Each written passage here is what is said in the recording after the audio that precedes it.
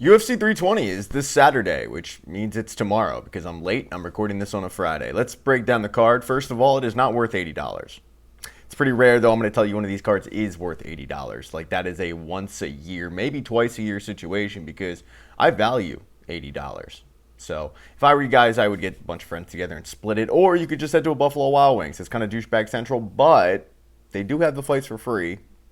And they have bottomless Cokes. And they have loaded ice cream.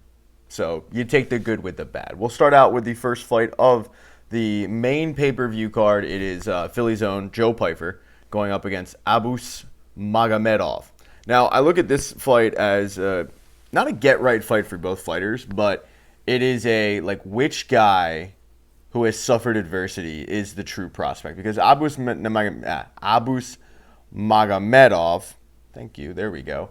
He fought some of the bigger guys shortly after his debut in the UFC. Fought Sean Strickland, lost. Fought Chaparello, lost. And then it was kind of a slow get right with the Worley Alvez's of the world. Joe Pyfer, to me, is really the first fighter that he's facing that is back into that contention mode. Whereas Joe Pyfer had that fight against Jack Hermansson, where he looked like a world beater for the first 2 rounds. And then Jack Hermansson's veteran savvy took over because Joe Pyfer just gassed himself out. And since then, I think you have seen a different Joe Pyfer. You've seen him knock some people out, and then you saw him go the distance against Kelvin Gastelum in a fight that I don't think anybody really needs to go back and watch. But you saw that he has it in him. I think you definitely have seen a more focused Joe Pyfer. He said he got off social media, which I wish I could do. Look, I'm going to be honest. I'm biased on this one because he is from Philly. It's hard for me not to cheer for guys from Philly, but I will go with Joe Pyfer in this one. But honestly, this one could go either way. So betting purposes, I'm probably staying away from it. I don't know who the favorite is, but I would go Joe Pyfer by decision in this one. I'm excited, though. I'm excited to see him against who I believe is, both these guys are like true, actual contenders. We will move on. The next fight on the card is going to be Josh Emmett versus Youssef Zalal. I love this fight. Youssef Zalal is on an absolute tear, whereas Josh Emmett, he's kind of a gatekeeper at this point, and it's unfortunate. Look, that right hand of his will absolutely put you to sleep. I mean, the dude hits like a Mack truck. We all remember what he did against Bryce Mitchell. Not only did he knock Bryce Mitchell out, toes were curled, right? But I think the version of Youssef Zalal we're seeing is going to be too much for him. I think Youssef Zalal is firmly trying to get in that title contention. And I think with a win against Josh Emmett, he knows that he'll be there. He just has to watch out for the right hook. And I think when you look at Youssef Zalal's game, he's going to try to avoid that, obviously. His footwork is really good, and I think he tries to get this one to the ground a little bit, pick and pop, and just avoid the big shot. I hate to say this, but like guys at Team Alpha Male, like, it's amazing because they come from Uriah Faber in the wrestling background, but I feel like for the majority of these guys, they're really just strikers. And I'm talking like the Josh Emmets, the Andre Feelys, even Cody Garbrandt. And when you look back years ago, TJ was a wrestling background, but he developed into more of a striker. I feel like all these guys at Team Alpha Male develop into a striker, and you don't really see them grapple too much. I could see that being a hindrance against a guy like Youssef Zalal. But with that said, Josh Emmett's been there before. He's been in big fights. He knows that he needs to kind of strings together some wins because this might be his last go for a title shot. So, but I like Youssef Zalal in this one. Okay, next fight on the card we have, and this is going to be an absolute banger: Yuri Prochazka versus Khalil Roundtree. I am so excited for this one. I thought in his last fight, Khalil Roundtree looked the best he's ever looked against Jamal Hill. He had stifled Jamal Hill's entire game plan.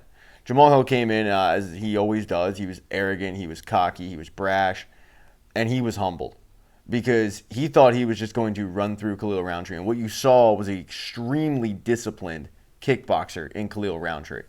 And Khalil picked him apart.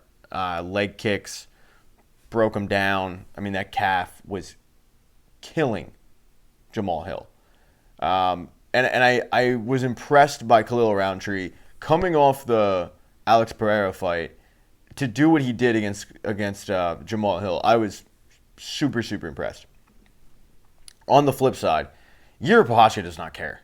Like, we have seen this guy and his to the point of the leg kicks. We've seen him completely compromised against Alexander Rakic and just throw caution to the wind and be like, screw it. Like, I'm not hurt. And we all know he is. Like, he's hobbling around and he probably can only take a couple more. But he just keeps coming forward. He's an interesting guy, like, no doubt about it. But his resilience in the cage to just put the pain aside and continue to throw bombs until he finds that shot, I think he relies on it too much. And when you look at Khalil Roundtree, that's a guy who lasted against Alex Pereira until what, round 4? I believe it was round 4. I should know this. Hit thumbs down for that. The guy can take a shot. And it wasn't like Alex Pereira was waiting. Like, he was swinging and connecting. So I think in this situation, you're going to have Khalil Roundtree stay true to his disciplined game plan of the leg kicks and neutralizing your opponent and taking away that power, and then also, returning fire. Whereas Yuri Prochazka is not going to change his game plan up because it's worked before, but I think it's worked against guys that couldn't take a punch like Khalil Roundtree. I don't see Yuri Prochazka, Alexander Rakic 2.0 in this. I see Khalil Roundtree sustaining the initial rush of of Yuri Prochazka, weathering the storm, continuing to stick to his game plan, circling, getting out of range, kicking the legs down, and ultimately winning a decision. But winning a decision where Yuri Prochazka can't even walk getting out of the cage. So I really like Khalil Roundtree in this one. He showed me a lot in his last 2 fights. He showed me toughness and he showed me discipline. And I think normally I probably would pick Yuri Prochazka because he's a fun fighter to watch and he is tough and all that and hits very, very hard and finds ways to knock out his opponents. But in this particular case, I don't like the matchup. And also, I don't like the matchup in our next fight. Merab Dvalishvili versus Corey Sandhagen. The reason why I don't like the matchup is I love both guys. I mean, I've loved Corey Sandhagen when he was fighting on, like, the early prelims. This dude is so tricky. He's like, I feel like in a lot of ways he's like the new Dominic Cruz in terms of his movement. And I know, and people might come at me in the comment, I know nobody moves like Dominic Cruz, but, like, he's so evasive, tricky, finds ways. Like, his movement is second to none. With that said, everybody's movement is everybody's movement until it's not when you're fighting Merab, because he finds you, he takes you down, he mauls you, and that's what he does to every one of his opponents. And unfortunately for Corey Sandhagen, that's what's going to happen. Like, I love Corey Sandhagen, and I would like a really good fight in these two, and I think they could put it on if they were to stand. But if you're Merab, why would you stand? You're not going to stand. No one stopped your takedowns. And it's not like Corey Sandhagen doesn't know that this is coming. He absolutely knows this is coming. He said in the press conference, like, you shot 60% of the takedowns, whatever it was. Like, he knows. Everybody knows. This is the worst kept secret. They're going to start off on the feet. They're going to trade for a little bit, and then you're going to see Merab shoot. And he's going to shoot again. Now, personally, I love watching Merab fight. I love watching him break guys. I just don't like watching him break guys that I really enjoy watching, and that is Corey Sandhagen. You're going to take a fun fighter in Corey Sandhagen, you're going to completely neutralize his game plan. That kind of sucks for me, especially because I think Corey Sandhagen is, one of the top 3 guys in the division. But I look at Corey Sandhagen, unfortunately, where he's in this division at the wrong time. Kind of like Barboza, kind of like Justin Gaethje. They're one of the best, no doubt. They're just there at, unfortunately, the wrong time. And right now, we are in the midst of the Merab reign, and I don't see it stopping. I mean, Corey's going to have to pray to God that he really connects on one of these stand-ups. But I think by, like, the second round, he's going to be so focused, like many of the fighters that Merab has faced, he's going to be so focused on the takedown that it's going to be tough for him. And Merab is right. Like, look, he's fought some of the hardest hitters in the division. He's Sean O'Malley, no problem, right? Kind of ran through him. Petr Yan, the guy that really clipped him the most was probably Marlon Moraes, because it seemed like Merab was completely out, and then he shot, got his bearings together while he was holding him on the cage, and then he ended up taking him down and finishing the fight. So I love Corey Sandhagen, love Merab as well, but Merab is going to take this one. It's not going to be really close. And the next fight, the final fight of the night, the headliner, Alex Pereira, Magomed Ankalaev, the rematch that I don't know how many of us really wanted, but the rematch that you get when a guy holds the belt that long, and it is the rematch of, well, I just said it, Magomed Ankalaev versus Alex Pereira. I was trying to really hype that up. Anyway, look, I don't think Alex Pereira was right in his last fight, and I think we see this every once in a while from long-reigning champions where they just throw a clunker in there. I mean, we saw it from Amanda Nunes. You could say you saw it from GSP, although he kind of just got clipped by Matt Serra, but you could make the case, I guess. We've seen it from Izzy, like these guys that have just been fighting at the top of the division and fighting and holding the belt and having the press junket circuit that they do, and the pressure to continue to win and win. Eventually, they just throw a clunker, and I think that's exactly what we saw from Alex Pereira last fight, because the Alex Pereira that I saw in the last fight against Magomed Ankalaev was not the Alex Pereira that I saw against just about anybody else. I think he gets right. I think he's going to be motivated in this one. I don't know how motivated he was in the last one. He just kind of seemed like he was going through the motions. It's not like Magomed Ankalaev isn't good, but I thought the fight last time was close, and that was with Alex looking off. I would hate to see what the fight looks like when Alex is on. So that's what I have. I have Alex Pereira in this one, getting his belt back. I don't know if he knocks him out, and we all know how hard he hits, but I think he'll figure him out.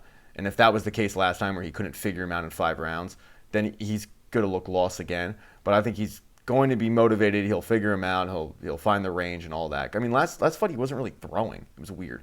All right, let's look at some prelim fights. Punahalo